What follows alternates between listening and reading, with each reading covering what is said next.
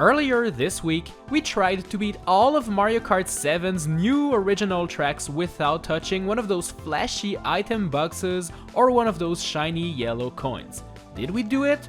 Oh, I don't know, you should check out the video for yourself. The thing is, although Mario Kart 7 contains 16 brand new smexy tracks, it also brings back classic tracks from previous Mario Kart games. These are called the Retro Cups, and there's a total of 16 classic tracks. Obviously today, we're going to try to beat them with the special rules. Speaking of, the rules are simple. We are going to try to beat every retro tracks in Mario Kart 7 without touching a single coin and without collecting a single item box.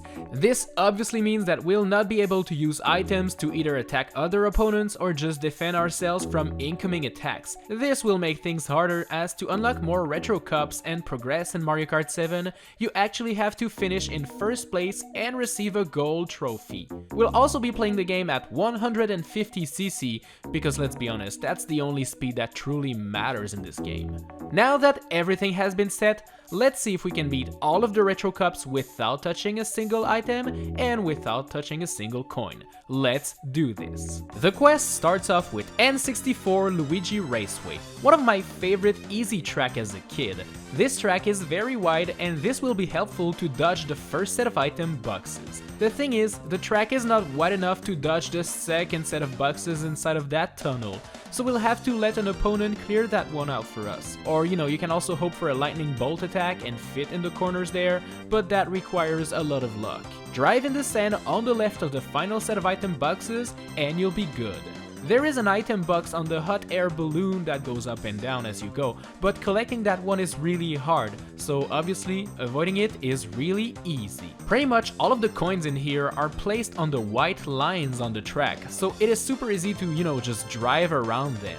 GBA Bowser Castle one is next, and the first set of item boxes is right around the corner, but by hugging the left side there, you'll dodge them. The second and final set of items is located on those jumps over there, but they're all crammed up in the middle of the track, so just stay left or right to avoid collecting them. During lap 2 and lap 3, you'll have access to the gliding panel, which makes it even easier to dodge them all. Most of the coins in here are hanging out in packs of 2 or 3 and are just chilling in the middle of the track or on the sides. Thankfully, you have plenty of time to see where they will be and dodge them in the process. Wii Mushroom Gorge is up, and the first boxes are located right next to you when you start off the race. Thankfully, you can dodge them by going left or right super easily. The second set of item boxes is over there on that jump, but it's super wide, so you can just go in between the boxes. More items are waiting on the bouncy mushrooms at the end there, so make sure to bounce on the sides of the shroom to avoid them all. There are a couple of tricky coins on this track, mostly the ones on the mushroom itself. As you just dodge the evil boxes, you also have to adjust yourself very quickly to dodge the coins as well. There's also coins on the edges of the track while entering the cave, but they're not going to be a problem for this quest. Finally, as you drift there, make sure to avoid those last coins and you'll be good. DS Luigi Mansion has some item boxes located real close to the entrance of the mansion, but there's room to avoid them by going on the sides. The same thing applies to the second set of item boxes down in the basement, and the final set of item boxes is just spinning in circles in the woods over there, but there's a lot of room to just dodge them all. As you explore the mansion, keep your tires off the rug to dodge the evil coins that are right there. After you leave the mansion, there are gonna be more coins here and there, but this place is so wide that it's not even an issue. Welcome to N64 Koopa Troopa Beach, and you can easily dodge this first set of boxes by going for a swim there. Stay clear of the center to dodge the second set of items after this jump. Use the glide panel to get a clear look at the final set of boxes and move accordingly to dodge those, and you'll be all good. Coins are not going to be an issue on this beach, as there's typically a lot of room to dodge them all. Watch out for those 3 deadly ones underwater that you can't see at first. and that's pretty much it. SNES Mario Circuit 2 is a very simple track, and it's also going to be super simple to dodge the item boxes in here, as they're simply located in the middle of the track, giving you plenty of room to move left or right to dodge them. Most of the coins in here are located in curves, so you'll have to be careful as you drift around them, but it's not the most difficult track you'll encounter today. Wii Coconut Mall has lots of room in the parking lot to dodge the first set of item boxes. Plus, there's a lot of space in between them, so you have nothing to worry about. The mall fountain will contain the second lot of boxes, but you can just drive around it to dodge them. As you take the top exit there's going to be 5 more item boxes awaiting you, but stay to the right and you'll be able to dodge them all. There's a couple of coins in the mall, especially on those boost panels in that beautiful fountain and in that curve as you go up the stairs. Just be extra careful and you'll be good. DS Waluigi Pinball starts off by blinding you with those quick flashy lights.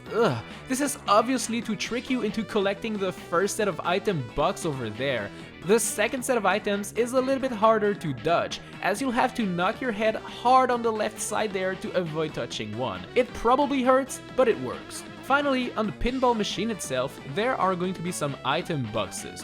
But you have to go out of your way to actually collect them, so for this quest, it's pretty easy. There's a lot of coins on this pinball machine, but most of them can be easily avoided.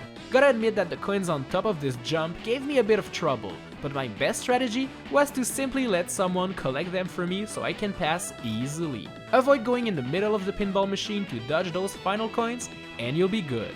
Choo choo! All aboard the train in N64 Calamari Desert. And the first set of item boxes will be waiting for you over there, but just drive around it and you'll be good. The same tip also applies to dodge this second lot of boxes there, and now that I think about it, it also applies to the final one. There's a lot more coins than boxes on this track though, but they're usually always located on the sides of the track, and that leaves you plenty of room to dodge them all. There are more coins on the wooden jumps, but you can still do a trick and gain speed off those ramps without touching the deadly coin, so it's a pretty easy one. DS DK Pass reminds me that winter is coming, and the first set of item boxes is located in that curve at the beginning there. This doesn't leave you a lot of time to dodge them, but you can just go on the sides. Drive on the snow to the left of this second set of boxes there to avoid collecting a dirty item. And for the third and fourth set, you'll have lots of space to dodge them on the sides there. As for the coins, there are lots of them in the cave near the beginning. This will force you to slalom your way to safety. Another bunch of coins will force you to move left and right as you go up the mountain. Thankfully, going down the mountain is way easier though, as most coins are on those wooden jumps and you can avoid going on them. Glide to the left and right of the last coins and this one will be done. GameCube Daisy Cruiser is supposed to help us relax in the middle of the ocean, but I guess we won't have time to do just that. The first item boxes are located on both sides of the boat there, but you have a little bit of room to dodge them. Watch out for the moving tables and item boxes when you're in the dining room of the boat. As you drift around this corner, you'll probably want to go down this path to dodge the boxes, but then move quickly to the right to dodge these 2 other surprise item boxes. Drift around the last set of boxes there and you'll be good. This cruiser is probably for rich people, as there's a lot of coins that you have to dodge. Drive in the swimming pool to avoid the coins around it, and watch out for the many coins waiting for you as you enter this dining room. Just before you complete the race, more coins are waiting for you on the staircase there, so be extra careful. Wii Maple Treeway starts off with some boxes over there on the road, but you have plenty of room to dodge them to the left.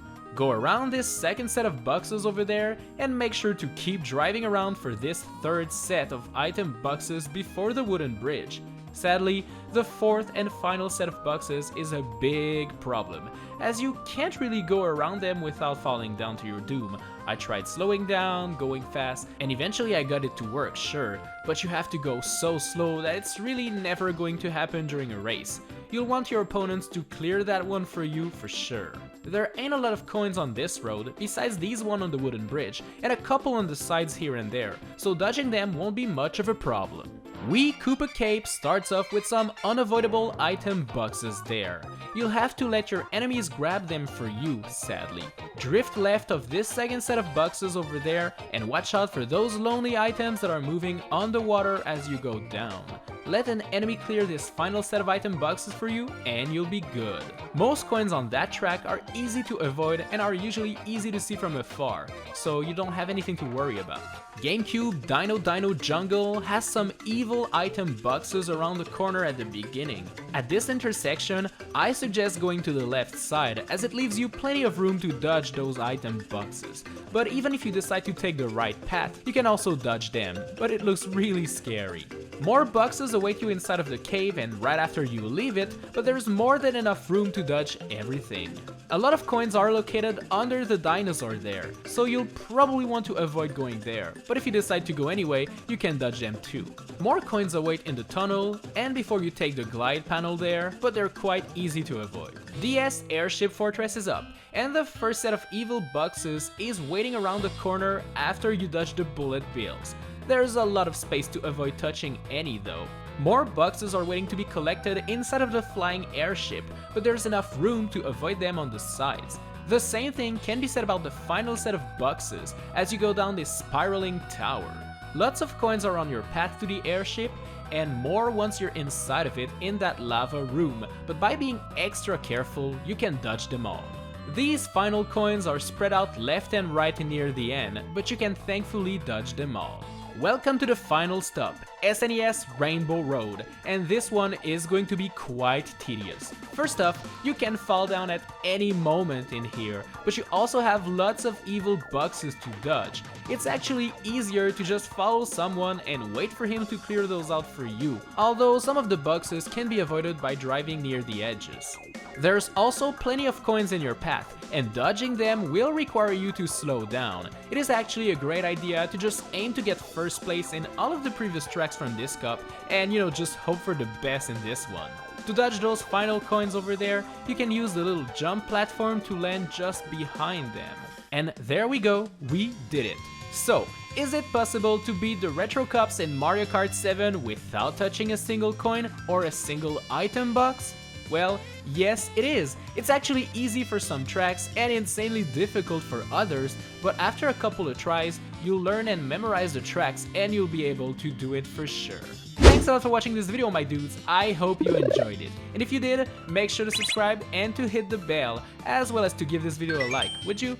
Tap the cards on screen right now to see more challenges that I've done in the past, and be assured that there's plenty more coming out soon. There's even a scary one for Halloween. Ooh, spooky. Alright, okay, bye.